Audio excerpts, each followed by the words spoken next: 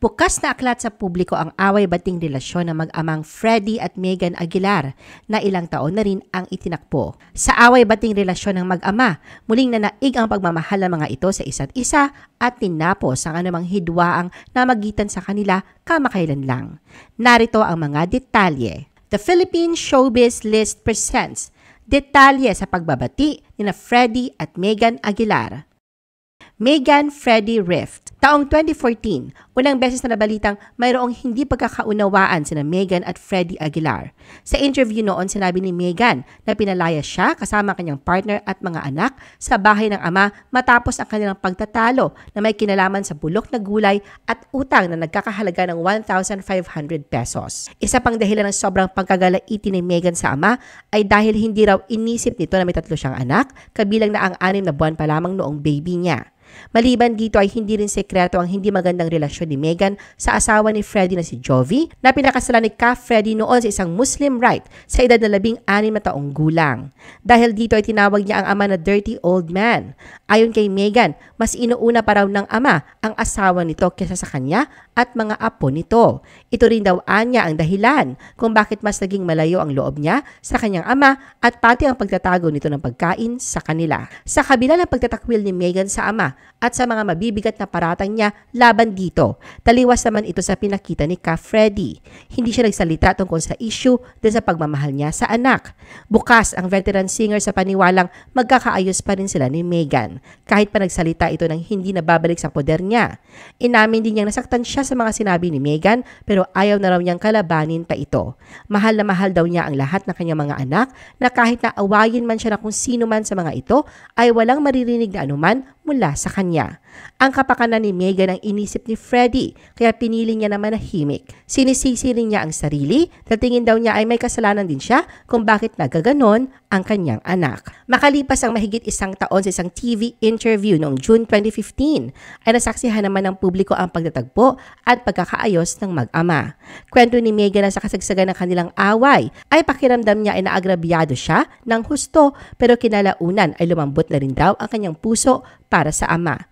Inamin din niya na bagamat nandyan pa rin ang tampo niya sa kanyang ama pero maisasantabi raw niya ito dahil kailangan na niyang makipag-ayos. Kinukulit na rin daw siya ng kanyang mga anak na gusto nilang makita ang kanilang lolo.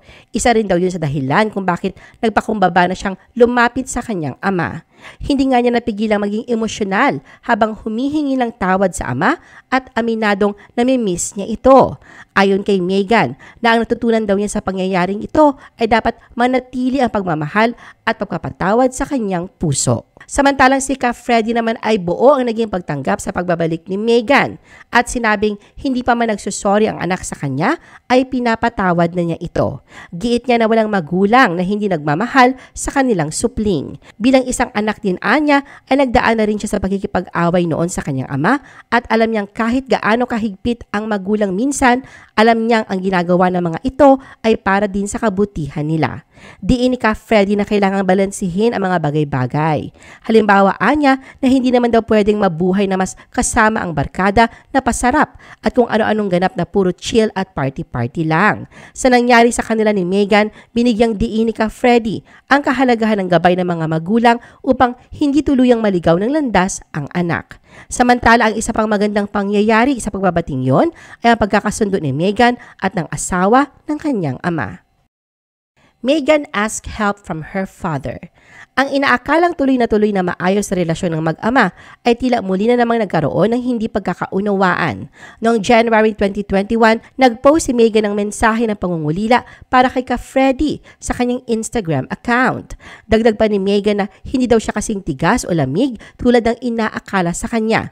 May puso daw siya na nakakaramdam din at nakakaalala from time to time kung paano silang masaya at malapit noon ng ama. Samantala noong nakaraang taon sa isang episode ng Be The Next contest ng Eat Bulaga ay binunyag naman ni Megan na hindi pa rin maayos ang relasyon nila ng ama at hindi niya kapiling ang 3 anak na iba't iba ang tatay. Lahad ni Megan na hindi sila okay ng ama dahil sa mga desisyong ginawa niya sa kanyang buhay na hindi nito aprobado. Pinapasa Diyos na lang daw niya ang mga nangyayari at umaasa na darating ang araw na magkakabati sila ng ama. Hindi naman nilinaw ni Megan kung kailan sila muling nag-away ni Freddie matapos na magkaayos noong 2015. Sa pagpasok ng taong 2023, muli na namang napag-usapan ng hindi magandang estado ng relasyon ng mag-ama matapos na dumulog si Megan sa tanggapan ni Senator Raffy Tulfo noong buwan ng Enero para humingi ng tulong. Dito ipinagtapat ni Megan na may sakit siyang hyperthyroidism at dumanas ng cardiac arrest. Ito rin daw ang nagiging dahilan ng kanyang pagiging malnourished. Nang matanong kung bakit hindi siya lumapit kay Ka-Freddy, dito ay inamin ni Megan na hindi sila magkasundo ng ama at may mga rason o mano ito kung bakit hindi na siya tinutulungan. Hindi naman nilinaw ni Megan kung kailan sila muling nag-away ng ama matapos na magkaayos noong 2015. Pero aminado siya sa away-bati nilang relasyon. Noon pa man, 16 na taong gulang pa lamang daw siya, ay umalis na siya sa kanilang tahanan. At sa pagkakataong nakatira umano siya sa bahay ng ama, ito ay sa kadahilan ng request daw ito ng veteran singer na makasama siya at maging ang kanyang mga anak. Aminado din si Megan sa kanyang mga naging pagkakamali at sa tingin niya ay hindi naman daw ganun kalaki ito para talikuran siya ng tuluyan. Iisa lang anya ang kanyang ama at ina at ang mga magulang lang daw niya ang meron siya. Ibinahagi rin ni Megan na married na ang nanay niya sa iba at hindi rin niya anya maayos ang kanilang relasyon. Sa mga pinagdadaanan ito ay palagi na lang daw niyang iniisip na may mga rason ito para kahit papaano ay matanggap niya ang kanyang sitwasyon. Sa huli, nagpakatotoo si Megan sa pagsasabing hindi niya alam kung paano ayusin ang nangyayari ngayon sa kanyang buhay. Kaya kailangan niya raw ang tulong ng ama at ang tanging hiling ay sana magkasundo na sila. Freddy on a strange relationship with his daughter. Kasunod ng pagsasapubliko ni Megan sa hindi magandang estado ng relasyon nila ng ama, si Freddy naman ang nagsalita. Sa isang panayam noong buwan ng Pebrero, inamin niya na may pagka-rebelde talaga ang ugali ng anak noon pa man. Ayon kay Ka-Freddy, na nag-uusap na sila ni Megan pero hindi pa din daw niya ito pinapayagan na tumuntong sa kanyang pamamahay. Dagdag pa niya na ang anak ni Megan na si Anaya ay nasa pangangalaga niya at sila ang nagpapaaral dito. Napabalita naman noong nalulong sa ipinagbabawal na gamot si Megan na pinabulaanan naman nito. Kaya naman giniit ni Freddy na hanggang hindi niya naramdamang nagbago na ang anak ay mananatiling ganito ang kanilang relasyon. Lahat ni Ka-Freddy na parati daw sinasabi sa kanya ni Megan na nagbago na ito. Pero bilang ama ay kilala niya ang anak at alam niya raw at makikita sa aksyon nito kung totoong nagbago na nga.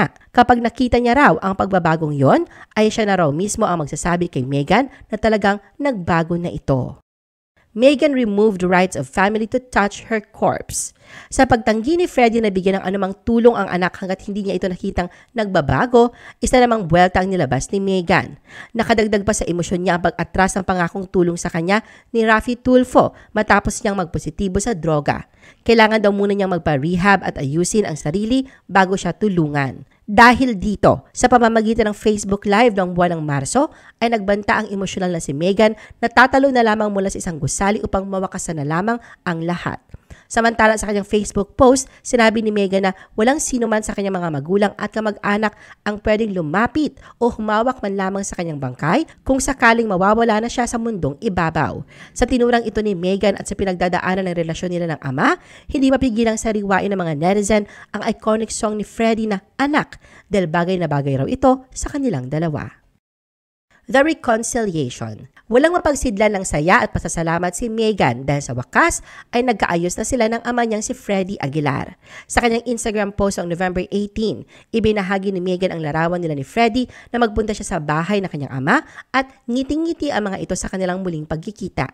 Kalakip ng litrato nila ang mensahe ng pasasalamat niya sa ama sa muli nitong pagtanggap at pagmamahal sa kanya. Ayon pa kay Megan, na-miss niya ang ama kaya gagawin niya ang kanyang buong makakaya para sulitin ang muling pagkakataong ibinigay sa kanilang dalawa. Mababasa sa kanyang caption, "Sa wakas, nayakap ko na ulit ang tatay ko. I love you, Tay. Salamat po sa pagtanggap ninyo sa amin at sa akin. I miss you so much, Tay, and looking forward to spending more quality time with you and the kids and the rest of our family. May God bless us always." Bukod kay Freddy, muli rin nakapiling ni Megan ang kanyang mga anak. Ito ang buong pagmamalaki niyang ibinahagi sa hiwalay na post sa Instagram na nilikipan niya ng mensahe na, "Finally with my daughters again after being away from each other for a while. God is truly good all the time. In Jesus' name, Amen. Maging si Freddie ay hindi rin nakaligtaang ibahagi sa publiko ang pagkakaayos nila ng anak at ramdam ang kaligayahan nito sa muli nilang pagtatagpo. Sa kanyang Facebook post, ibinahagi niya ang ilang larawan ng dinner date nila ni Meghan kasama ang mga apo nito sa kanya. Anika Freddie, we had early dinner tonight together with my daughter Meghan, my granddaughters Layla Sky, Mahive, and Anaya. Alhamdulillah. I-post ang inyong comments at reaction sa baba. At huwag kalimutan na i-like at i-share ang video na ito. Gusto mo pa ba ng ibang showbiz videos? Panoorin ang aming iba pang top viewed videos. Para sa aming mga YouTube viewers, pumunta lang sa description ng video na ito o i-click ang link sa itaas ng screen. Para naman sa mga Facebook viewers, ay maaari ninyong hanapin ang mga link sa comment section ng video. I-follow nyo din kami sa Facebook at mag-subscribe sa aming YouTube channel. Thanks for watching!